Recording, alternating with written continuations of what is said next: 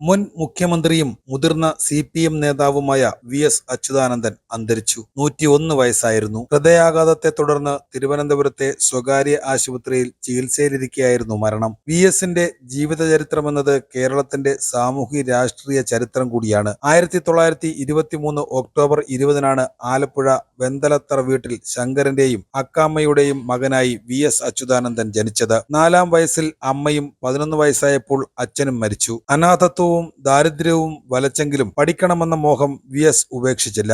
ജാതി വ്യവസ്ഥ കത്തിക്കാളി നിന്ന നാട്ടിൽ സവർണ കുട്ടികൾ ചോവച്ചെറുക്കനെന്ന് വിളിച്ച് ആക്ഷേപിച്ചപ്പോൾ VS ബെൽറ്റൂരി അടിച്ചോടിച്ചു. അന്നേ VS അച്യുതാനന്ദൻ വ്യവസ്ഥിതിയോട് കലഹം പ്രഖ്യാപിച്ചു. ഒരു നേരത്തെ ആഹാരത്തിന് പോലും വകയില്ലാതായതോടെ 7-ാം ക്ലാസ്സിൽ പഠിപ്പ് അവസാനിപ്പിച്ചു. പിന്നീട് ശക്തമായ രാഷ്ട്രീയ പ്രവർത്തനത്തിലൂടെ CPMന്റെ സെക്രട്ടറിയായി അമരത്തേക്ക് എത്തുകയും പിന്നീട് മുഖ്യമന്ത്രിയും പ്രതിപക്ഷ നേതാവുമായെല്ലാം ജനഹൃദയങ്ങളിൽ സ്ഥാനം പിടിച്ച നേതാവ് കൂടിയായിരുന്നു VS അച്യുതാനന്ദൻ.